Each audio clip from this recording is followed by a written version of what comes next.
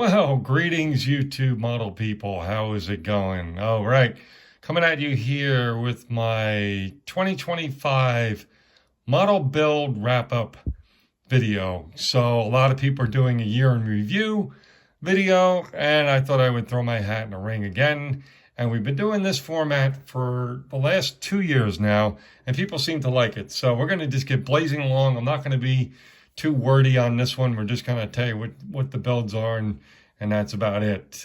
So right out of the gate, we're starting strong here with a build that I technically started in 2024, but finished in early part of 2025 this year, which was the Christmas Story house from the movie, of course. And this is an HO scale. Super fun project to do. And basically, the very challenging in some ways because everything except the roof and the porch were hand painted with craft acrylic paints. And it's probably some of the most involved hand painting I've ever done. It took quite a bit of work to get the coverage that I got on these on this model with the craft paint, especially the yellow. But a fun build for sure. Okay, moving on to the 2025 24-hour build as part of the Facebook 24-hour build that's hosted every last weekend, or actually Saturday, Sunday of January. It'll be happening again in 2026, and it'll be I'm not even sure how many years I'm in it now, at least 12 or more, or maybe it's even more than that. So definitely a fun time, and I did not finish this project in the 24-hour time frame, but it was a blast of a kit and went together fairly well, I should say, not very well, but fairly well. And it actually was back in, I think it was 1986, it was this car and race team was one of the participants in the 24-hour races in Daytona, which is what the event is kind of coordinating with. So, yep, fun build here as well. Okay, so here is a Alpine Renault. As you can tell, this is a Tamiya kit, and this was for Sodak Models naked model build, which is basically not using any paint whatsoever. This has a pre-painted body, so we basically just polished the body of this car, and I painted, or not really painted, but used Sharpie markers to coat the inside black, and also like the headlights, lamps black, and so on and so forth. Super fun kit, went together great, and it's really a neat little car for sure. Speaking about little, it doesn't look so little in this picture, but this was my small scale group build for 2025. This is an N scale, as you can see, fire truck, fire pumper, and it has, believe it or not, it's super small. It could fit easily in the palm of your hand. And it's about 51 pieces to this little guy. As you can see, photo etch and all that all over it. And it was very challenging. And I actually have the aerial ladder truck to go with this. I might be doing that in 2026. I haven't decided yet. We shall see. All right, as part of the annual Bandai kit group build, I built obviously the Star Wars Death Star space station. And again, with all the Bandai kits, they go together really well. And this was super fun. I wish I had better pictures of these models, guys, but maybe we'll up the game next year, do something a little more professional looking. But yeah, fun build, as all the Bandai Star Wars kits have been. And this is in the small scale, obviously, and goes beautifully with all of the other small scale Star Wars Bandais I've done over the years. There's another kind of small project, but with big fun. And I would recommend this one as a first time eggplane to build. And this was the part, of course, the 2025 eggplane group build. This went together real well. It has just enough pieces there without being too crazy. And believe it or not, the decals, even what you would think would be this fiddly circular one, went on real well. Because sometimes decals can trip you up on these eggplanes, but not on this kit. It went together really well. It was a ton of fun. Okay, this was Vinny's hosted group build, his first ever hosted group build, which was the obviously the Camaro group build. And I wish I had a better picture of it, but this is decorated, or it's wearing, basically, body color is a metallic dark green, like a forest green metallic paint, and a 1/32 scale of a Camaro, and a fun build. I love my 32nd scale. I love 1/43 scale even more. And I'll probably be doing more of that scale in the new year, in 2026. Well, if we see a Corvair, we probably can relate right away, for sure, to Brian over BG's Model Workshop. This was obviously a Corvair, and it was an appreciation build for Brian and all the contributions he's made over the years to the community. And we did that. It was complete. It started in 2024 and it concluded in 2025. And I used this beautiful light blue metallic paint from Tamiya rattle can color. And even the interior is in that same blue, but with a semi-gloss instead of a gloss finish. Well, you talk about fun.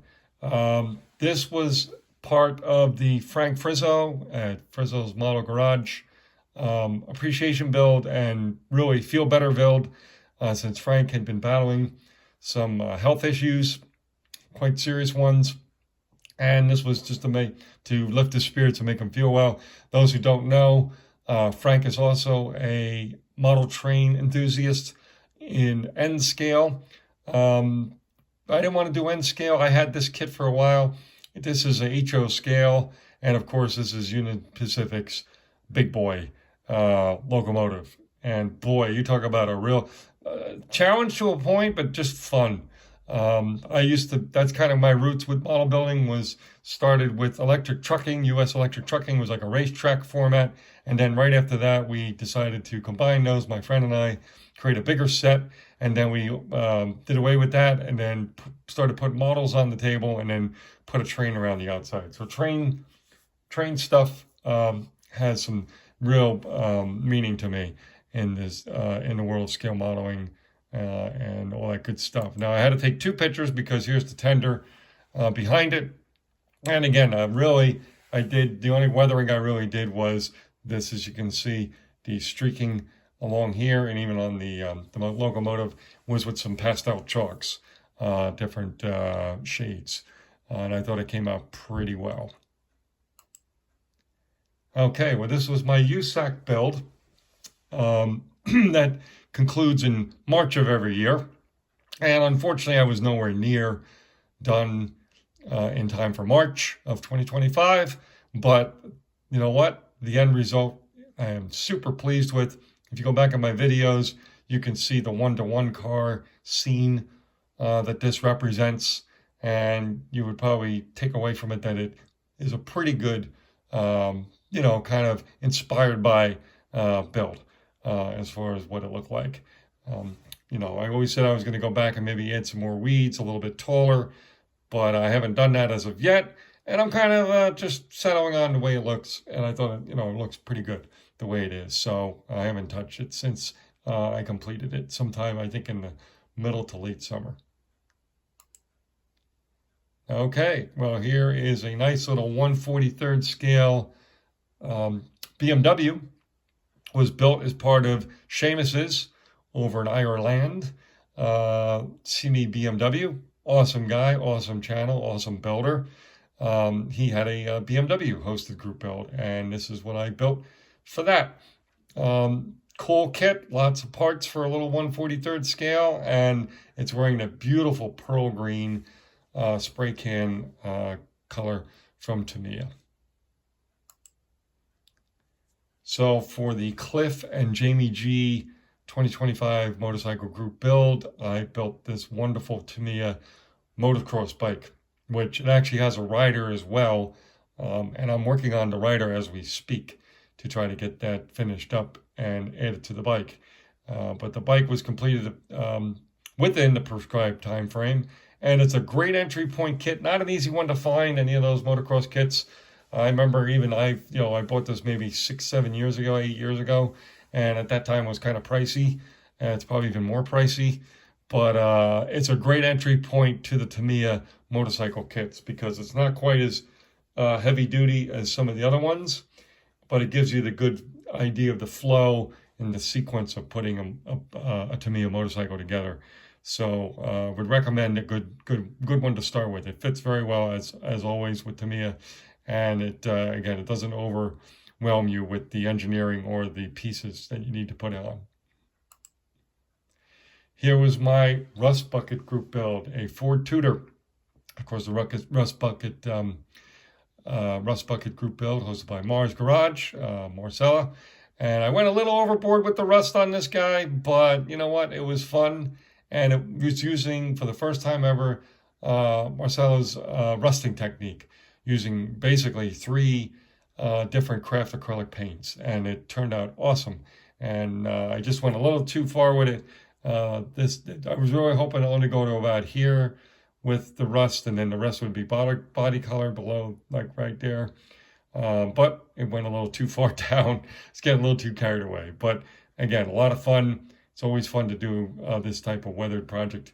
I really enjoy it because you can be as creative as you like with these for sure. Here was our 2025 Chris Cortell Cancer Awareness group build, hosted by King Bob, good old Bob Busking. And this was a good fitting kit. It is basically the Weekend Warrior kit MPC that was repopped, I guess, fairly recently, last year or so maybe. And it's wearing lime green, which is representing the cancer of lymphoma, which sadly has a significance in my family.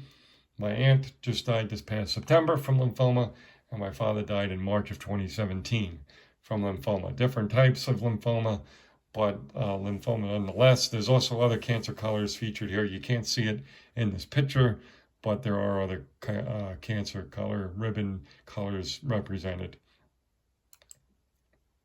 And continuing on with cancer builds, this was the first annual breast cancer awareness 24-hour build and fundraiser, which was a super cool idea. And I'm glad to hear the coordinators for that, about 4 hours into the event, they said we're going to be hosting again in 2026. So I look forward to that. Again, wearing lime green for lymphoma, and there are other colors here featured as well.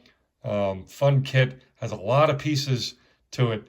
Definitely way over my head to finish in 24 hours. We did not finish within 24 hours, but a fun and a good fitting kit for sure.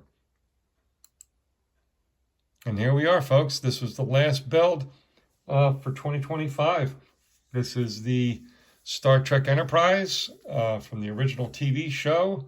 Just finished this up several days ago.